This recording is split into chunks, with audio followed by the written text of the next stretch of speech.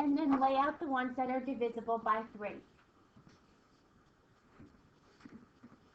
Every day is something new for me.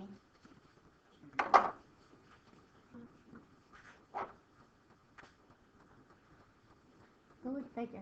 So 4 out of 12. So we laid them out here. 4 out of 12. Now again, we can leave them in reduced fraction if we're done with everything, or you could flip them to a decimal.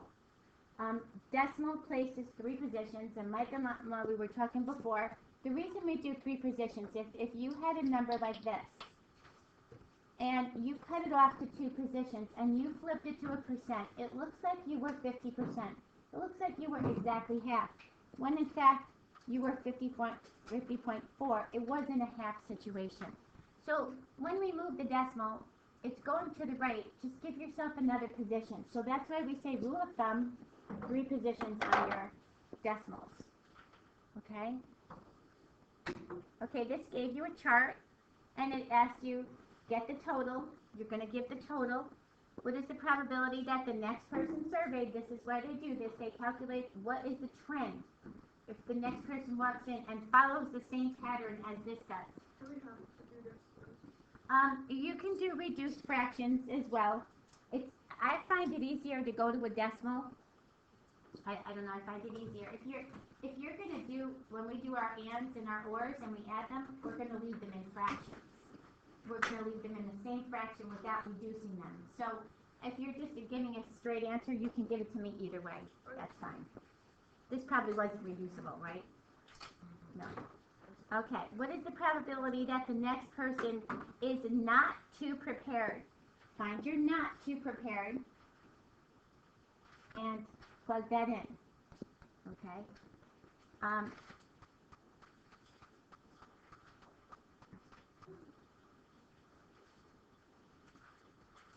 right. And that's all. What we wanted, what I was hoping to hit, I didn't hit one of these. If you had a not condition,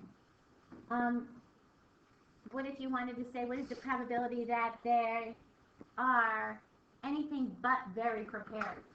You could just take your total, subtract out your very prepared, and use your complement.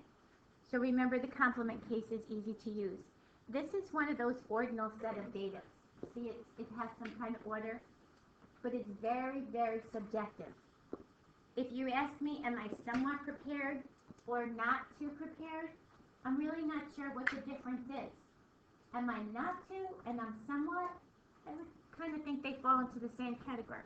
I get the very prepared and I get the not at all prepared, but the somewhat, the middle ones always throw me off a little bit. Like, who's to say how people are going to answer that? Okay, classifying your probabilities. According to company records, the probability that a washing machine will need repairs during a 6-month period is 0.10, or 10% of the time. 10% of them. This is your empirical. This is going to change. This is according to company records. Maybe in the next 10 years, a new machine came out. There were less problems with it. So these change. These are your empiricals. The probability of choosing 6 numbers from 1 to 40 that exactly match those 6 numbers drawn in the lottery is 1 out of 3 million and something. This is your theoretical case. That's not going to change. An analyst feels that a certain stock probability of decreasing in price over the next week is 75%. This is a little bit of his subjectivity in here. Yes, they look at trends, they look at the forecast, they look at all of what's happening, but they kind of add, seriously? They kind of add in a little bit of their gut feeling. The word feels. That little bit of that, I feel like this is what's going to happen. That's a little bit of the subjectivity. And it's always hard to measure subjectivity. Which, it's the same thing when someone reads an essay that you wrote and you say, she gave me an 80. I thought my essay was great. Now someone else could read it and say, this essay is perfect. Perfect. I'll give you 100. It's a subjective part of them that feels that. Of course, they follow the rubric. Did you cover this, this, and this? But there's a subjectivity in there. Well, could you have found a little bit more information on this? So that's where your subjectivity comes in. All right. So I give you 47 through 49? Right. Event A, randomly choosing a resident who is not 15 to 29 years old. Take the 15 to 29 and subtract it from 1. Or take your total first, take 193, subtract 20 from it first, and set up your probability. These are your complements. Randomly choosing a resident who is not 14 years or younger. Find your 14 or younger, subtract it, and build your probability. I didn't give you the tree because I think you guys probably had enough trees to do. Everybody's good with the trees? Oh man, this is pain. All right. The access codes, that seems to be a fun part. The access codes for a garage door consist of 3 digits. Each digit can range from 0 to 9, which is 10 digits, and each digit can be repeated. So here's your fundamental counting principle at work. 10 times 10 times 10. There's 1,000 different possible codes for your garage door. What is the probability of randomly selecting the correct access code? How many correct codes are there? 1. So 1 out of how many possible ways? 1 out of 1,000. What is the probability of not selecting that? That's the complement. 1 minus that. If we were to like put 999 over 1,000 because we knew that it was 1. That's fine. Yeah, that's fine. Oh, I cannot move this thing at all. The access codes consist of a letter followed by 4 digits. Sometimes it's nice to do this. Put what you want underneath it. There are 26 different letters in the alphabet. Any letter can be used. I can use all 26. If I couldn't use an O or an I would only be able to use 24. That's what goes in this slot. Any letter can be used, but the first digit cannot be a 0. So I got to take 0 out of my choice. So I have 9 left to choose from.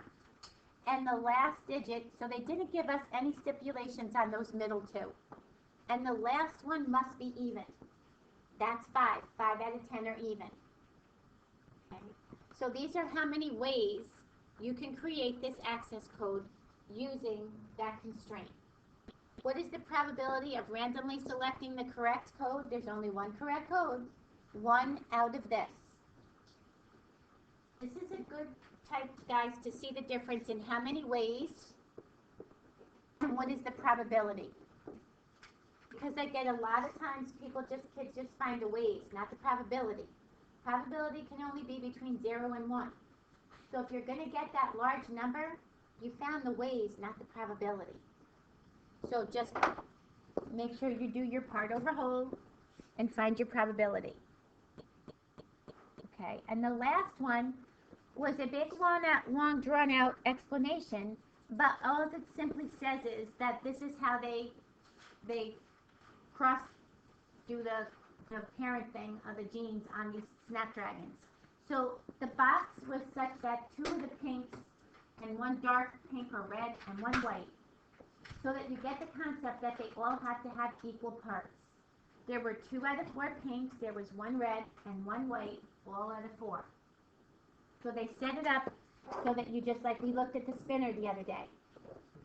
This is pink, this was pink. That's 2 out of 4. This was red, this was white. So long drawn out speech just for that part. Are we good? Questions on your probabilities? Okay, that was just like our basic about what does independent and what does dependent mean. This is a big thing in probabilities. Independent versus dependent. Okay. If 2 events are independent, that means they have no effect on each other. I spin a spinner, I flip a coin. Doesn't matter what I spend, I'm still going to flip my coin. Okay? If two events are dependent, that means one affects the other. I think it's A, right? In other words, if I pull a card from a deck and I want to know what's the probability of a king, and I hold that king in my hand, now I want the probability of getting another king. Well, now it changes because I have the king out of that deck. So that's a dependent event when one affects the other. And we look at conditional probabilities through this, and we also look at when we add them, when we multiply them. And we've got to be able to tell, are they independent, are they dependent? That's a major, major part of this piece. So conditional probability says the probability of an event occurring given, this is the key word, given that another event has already occurred. We write it as the probability of B given A, given that A has already occurred. If A has no effect on it, then it's just the probability of B. If A has an effect on it, we're going to keep it like that. So we use a lot of charts when we do this. We use a lot of add statements when we do this.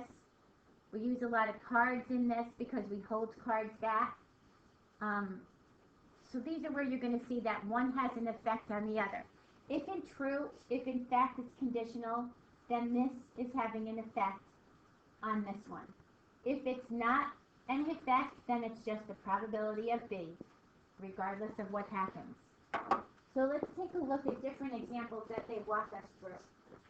There are two cards selected in sequence from a standard deck. Find the probability that the second card is a queen, given that the first card was a king.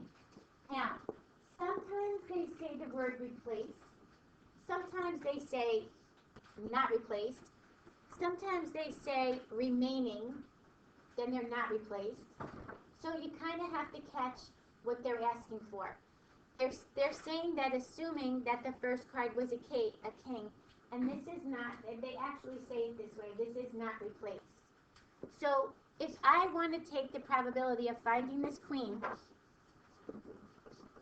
given that I already took a king, what would the probability of finding a queen? How many queens in your deck? 4. If I already took a king and I'm holding it and not replacing it, how many cards are left in your deck? 51. If this had no bearing, if I replaced it, here's the difference, watch. If I replace the king, this would be 4 out of what? Which is equal to just the probability of a queen. See the difference? If it's dependent, it's going to change. If it's independent, it's not going to change. Sometimes you see them write it like this with the dependency, but if it's not dependent on it, then they'll go back to just the original part. But you got to kind of watch. Sometimes they say remaining marbles in the jar. Sometimes they say put it back in the jar. Sometimes you got to kind of figure out what they're doing to it. That's the tricky part. Okay, so now when we get to the charts are a little tricky as well. Find the probability that a child has a high IQ, and I like you to write probability statements. A high IQ given that the child has the gene. The gene is present. Now, here's the trick. Everybody watch this. I find the given. Given that the child has the gene, I say gene present, gene not present. These are my totals. Gene present is what I want. I circle it. This is my given. This is dependent on what happens right here. This is the dependent part. So I don't want to look at the rest of it, because I just want the part that has the gene present. Now I say the child has a high IQ. That would be 33. I can't go out of this little circle, out of my total. Okay, the charts make it a little easier to follow. We can kind of look at where our dependency is. If I just wanted what is the probability of a high IQ,